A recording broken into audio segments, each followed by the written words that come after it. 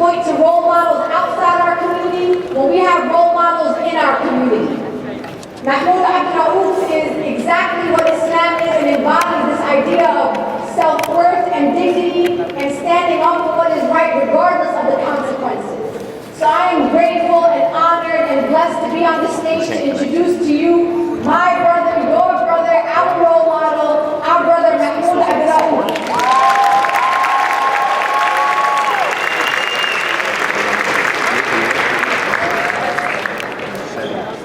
That was a little delayed, but I had like a whole thing and it took a little while to go. So anyway, one more time, give it up for your brother Mahmoud Abdul-Rauf.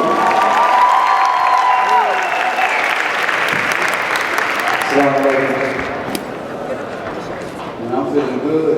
Have that introduction.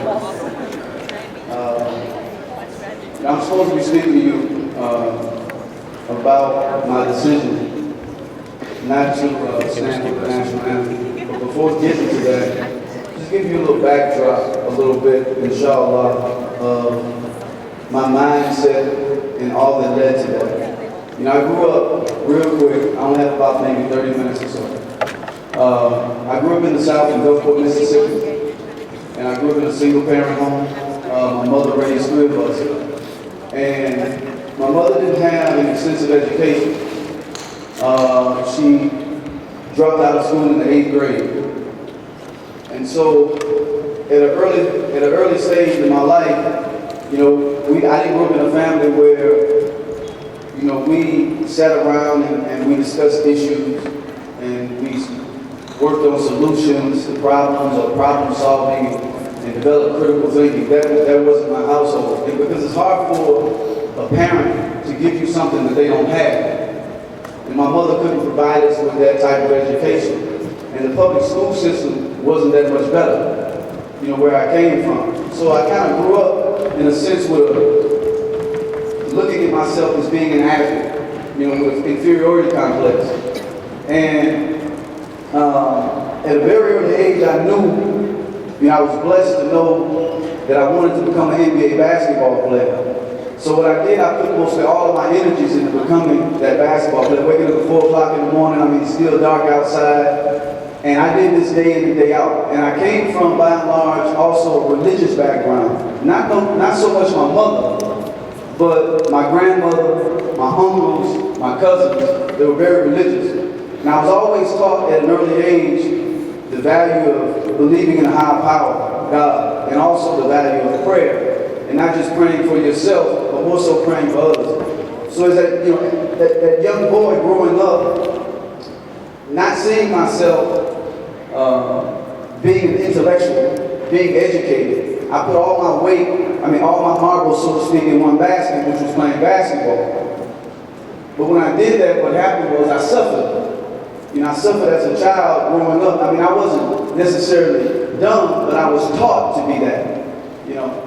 That I was taught to look at myself in that way. And later on in life, when I ended up, and I'm going to go up and back a little bit, but later on in my life when I went to LSU, and even in high school, it hurt me dearly, you know, to have this kind of mindset. But again, growing up in the South, growing up in those conditions, we used to see things. As a child, I used to see the relationship that existed between whites and blacks.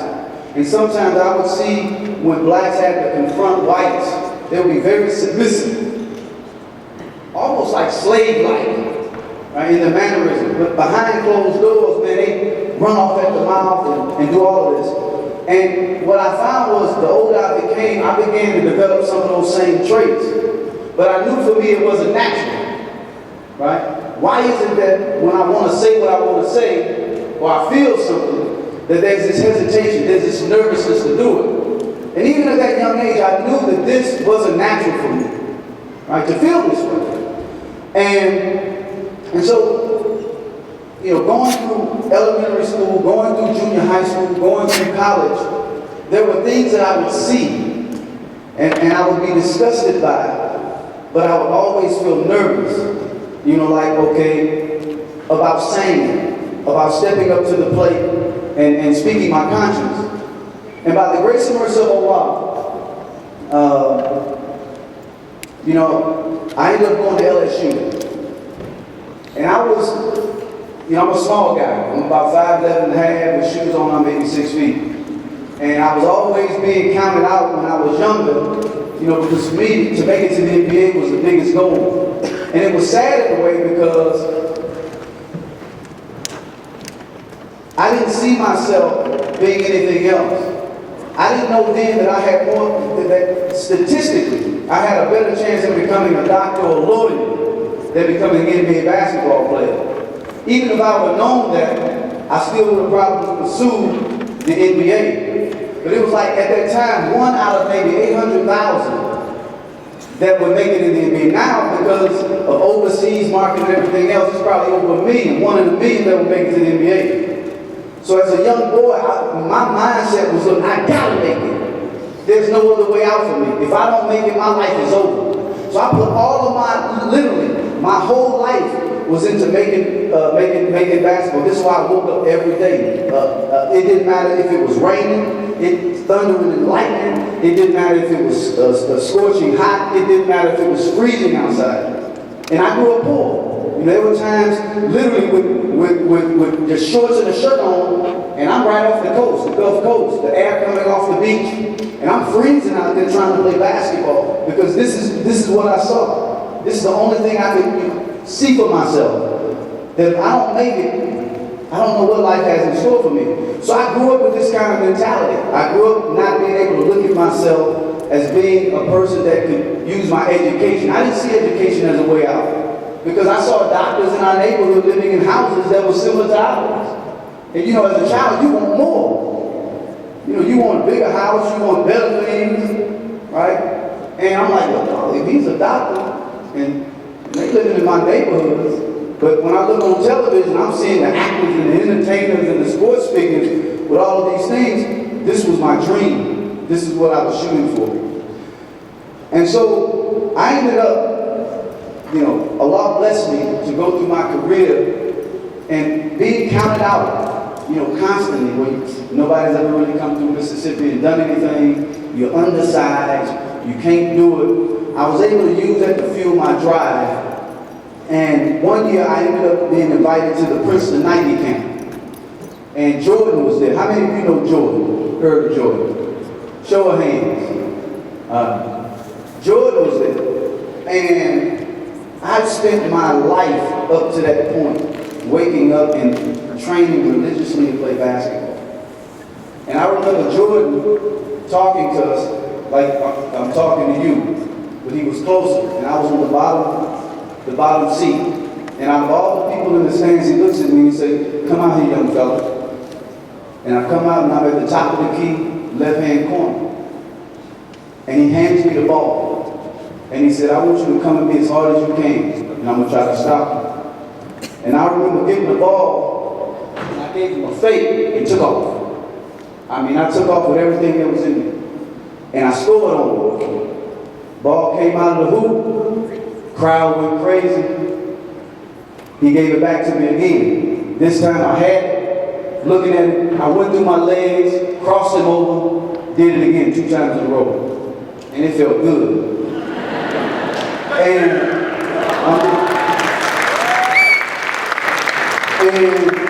really, when it happened, the camp was going crazy because this is Jordan. He had a body that was so chiseled. Tight. Literally, his body was just phenomenal. And this is when he was in his prime. Here it is, I'm in the 11th, 12th grade in high school. And after I did it, I came down after scoring it, and he asked me for the ball and told me to go sit down. And I remember walking off saying to myself, because of course my heart was beating fast, but I just scored on Jordan 2 times in a row, and it was easy.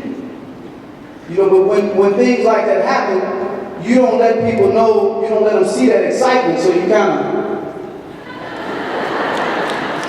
of walk off like you do it all the time. And so that's what I did. But I said to myself, I was like, wow, that was easy. I was able to, man. And what it did, it motivated me more. Sometimes things like that will make a person become cocky and arrogant, like, man, I just quoted Jordan twice, I'm going to the league tomorrow. But I was like, no, that pushed me to strive more because I wanted that feeling all the time. You know, even in light of all of those successes, because sometimes we may see a person and they look confident, they're great at what they do, but there are areas in their life that they're very insecure, they're not confident, and that was me. You know, I took out all my frustrations, my not knowing, my not being educated, my feeling inferior, and being diagnosed in 11th grade of having Tourette syndrome.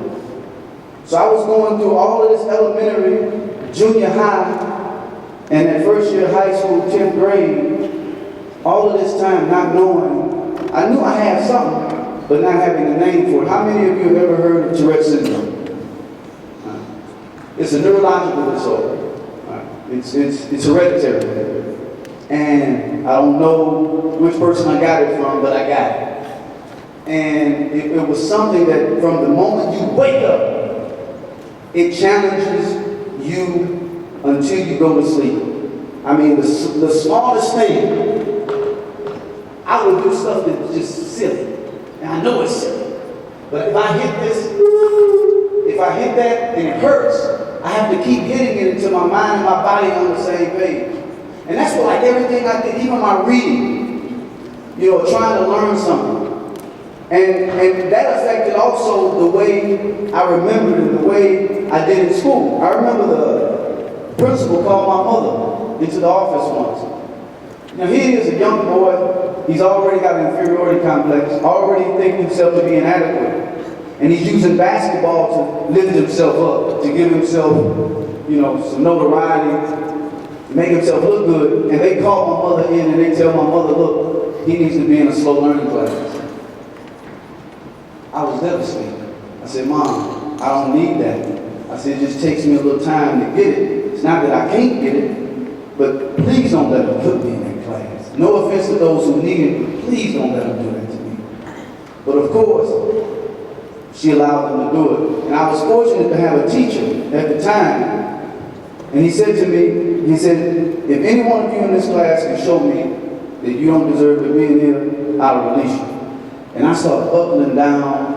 I did the hardest I could. And he comes back and he said, you don't belong here. I said, that's what I tried to tell him. And then he let me out. But all during that 2-3 months, man, I'm trying to avoid walking in the line because for me, especially at that age, and how children can be, it was humiliating.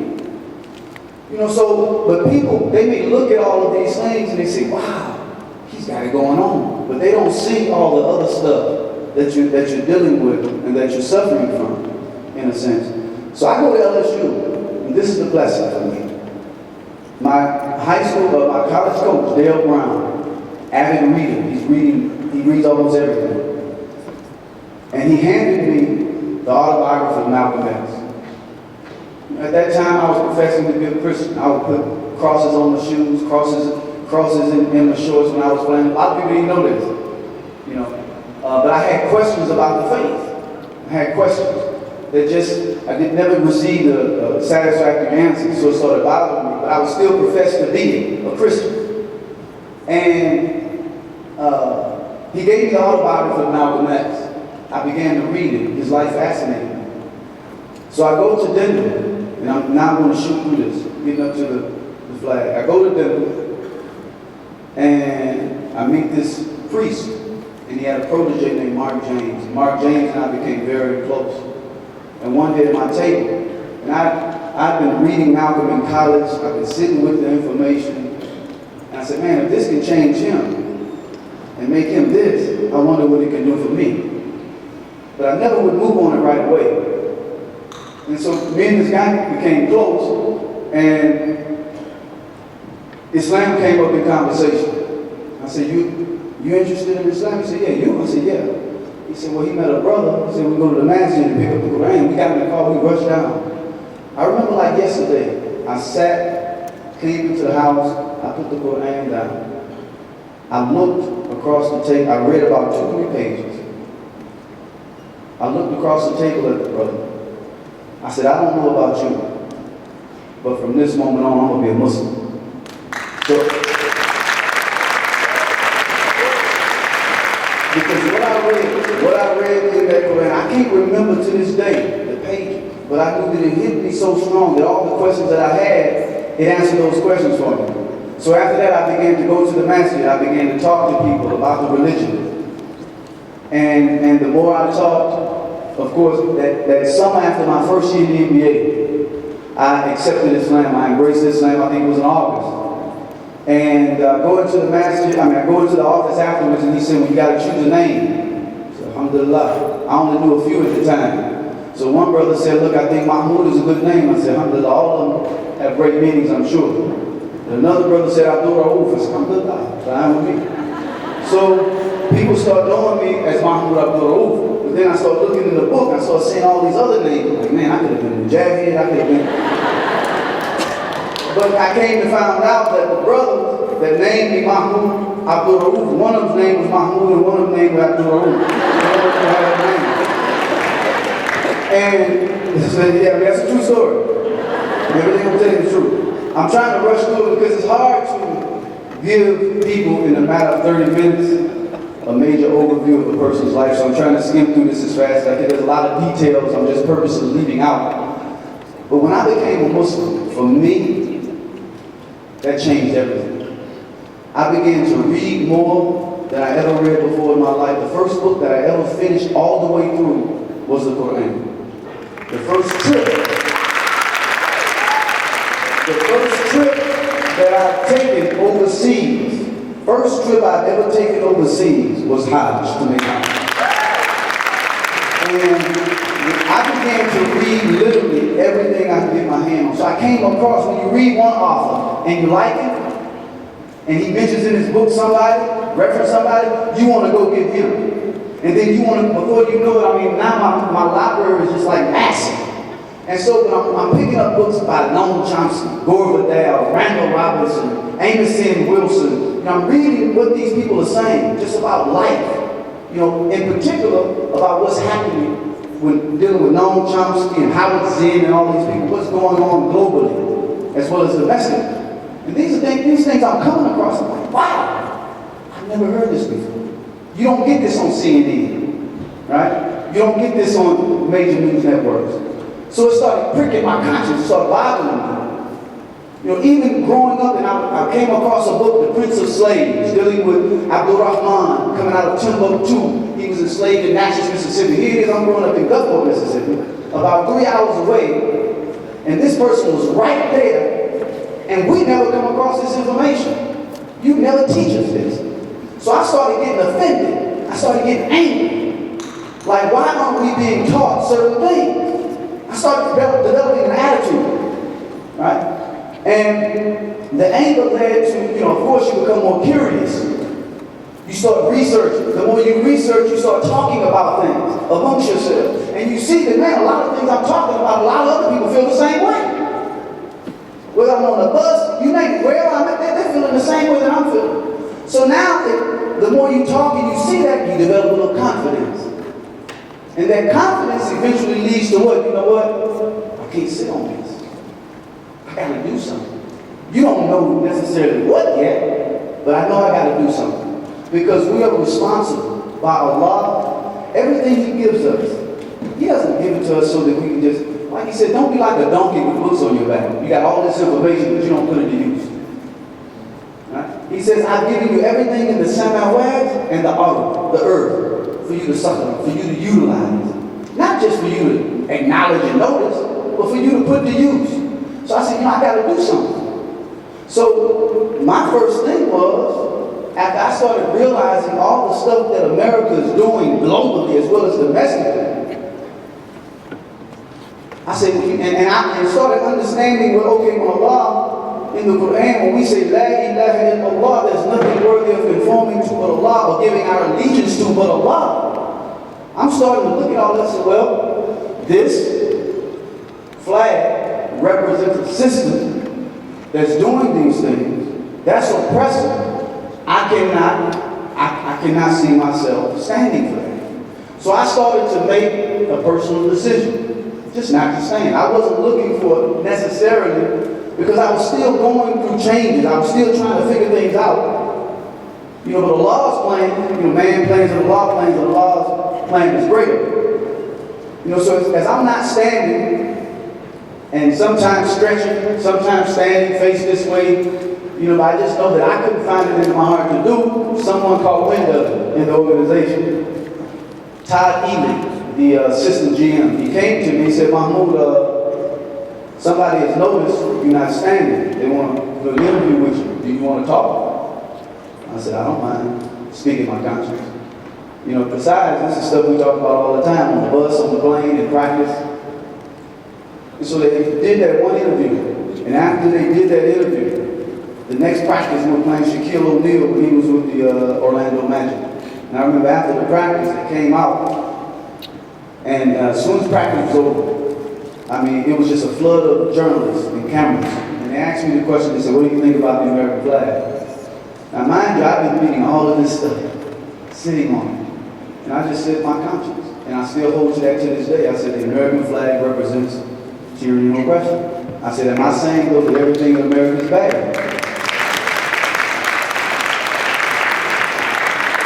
I said, am I saying that everything in America is bad? No, there's good that exists. But wherever the bad is, as a Muslim, even if it's in Saudi Arabia, we don't stand for it. I thought that was a balanced statement. But the media, of course, they're going to hone into tyranny, oppression. And they focus in on that. And before you know it, I ended up going to the game that night, or the next night, that night. And when I got there, Bernie Wickersett, the general manager, not the assistant, the main guy, he called me into his office. And he said, we have a couple of people on the phone that want to talk to you. They're from the NBA, okay? And I'm sitting there, and he says, and they got on the phone, and they identified themselves as Jewish. So they were trying to convince me not to stand. To stand. And they ended up giving me an example, a Jewish example. And at that time, my confidence had been growing. I said, I don't want to play the game. I've grown in my life, most of my life. I've seen things, I've heard things, I've had something to say. I wanted to I wanted to do certain things, but for whatever reason, right, I didn't do it. I shied away from speaking my conscience. I said, I don't want to live that life no more. I said, I want to live and die with a free conscience and a free soul, whether anybody likes it or not.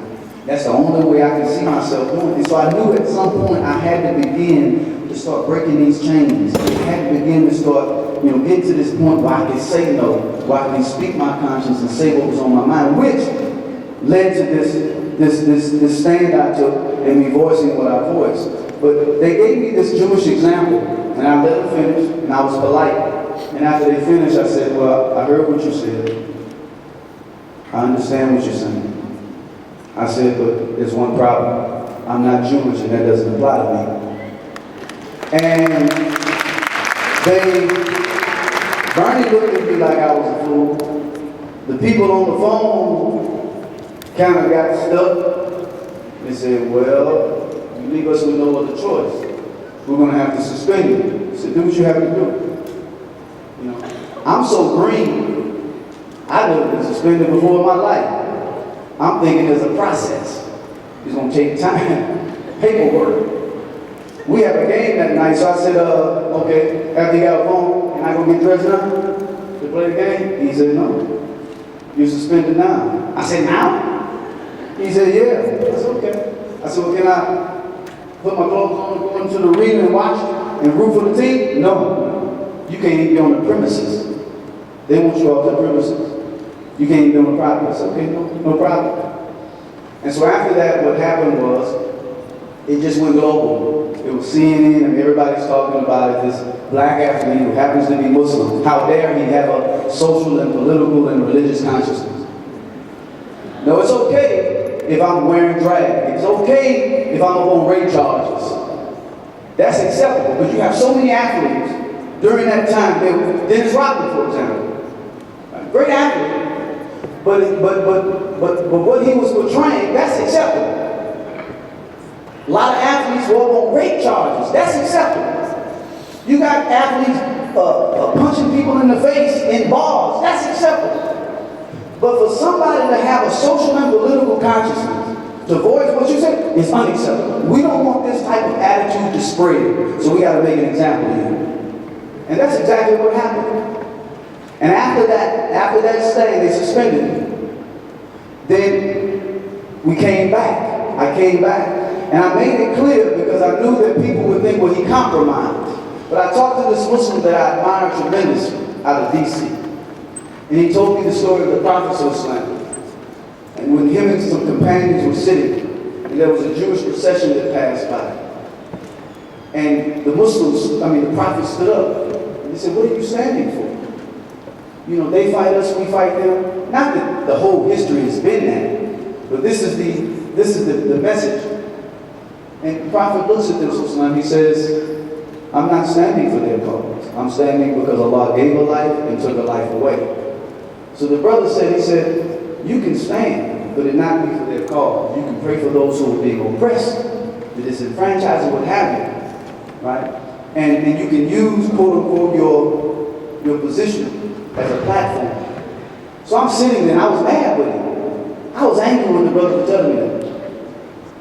What's his name? I don't think he's on TV anymore. Larry King. A lot of people were calling me, and I was angry at that time because my character was being assassinated. They were calling me a troublemaker, you know, hothead. This ain't me. Right? But what can I do? They have the power to spread this message. So I was ready to go on just to speak my conscience. But when he told me that, it made a lot of sense. And I said, you know what, man? I was mad because it made sense. Because I like to think that I'm a person that I appeal to reason. And if it makes sense, okay, I'll do it. And so I came back and they kept saying, apology, you know, did you I said, no, I never compromise what I believe in. Inshallah. I said, but as a Muslim, if we see a better approach, we do that. I said, but I still feel the same. I still feel the flag represents this. And then so it just carried over, you know, my career. The next year I came back, my minutes decreased. Right? And I was kind of like untouchable. The whole year, usually when I didn't play, the media would come. Hey man, why you didn't play? Why aren't they playing? There were not 5 journalists the whole year that would even come and question why I didn't play. There were coaches. News would come back. What's happening? Why aren't they playing this guy? When we come, we organize our defenses to stop him. Why aren't they putting him in? So it became obvious. They did a special that year on the best free throw shooters in the history of the game. That year I was #1. They didn't show me once on the clip. So I knew what was about to take place. They were slowly trying to erase your memory, right? So that you're just an afterthought. And then that next year, I was traded to Sacramento. My minutes decreased more and more and more. And then after that, I couldn't even get a shot. I couldn't get into any training camps. I was untouchable. Nobody wanted to touch me. So I went overseas and played for about 7 years. And one of those years in between, I snuck back in to Vancouver. And I ain't gonna tell you how I'll tell you. A brother lied. He said I did something in Jackson, Mississippi against some pros. I did go to Jackson. I did play, but it wasn't against pros. He said, man, you gotta hire me. And they had Dick Versace at the time, and he hired me with the Vancouver Grizzlies. But one of the first things he said is, how you gonna deal with the national anthem? I said, the same way I dealt with it before. You know, and then they brought me back in, but that's when 9/11 hit. And here's this black guy who happens to be Muslim, who can't keep his mouth shut. They ended up coming to me at the right time. I didn't feel like being quiet. And they brought Bernard Goldberg in, the one that works for sports, Brian Gumble Sports Talk. And I could see his face at the time prior to the interview. He had an agenda. Because you know how they'll call people to talk to you prior to the interview, to see if it's interview worthy. You know, and deliberately I was giving this guy what I wanted him to have to send back. Say, yeah, we need to do the interview. So they decided to come to Mississippi to do the interview. But when the interview started, because when he came to Mississippi, I could see, he wasn't a personable guy. And I said, okay, I don't feel like playing. Sometimes you feel like being diplomatic, sometimes you feel like just going straight to the jugular vein. And so he sat with me. I can remember like yesterday, we're in the masjid, we're sitting down. And usually when people will interview you, they're gonna warm you up. So how's your family? You know, says.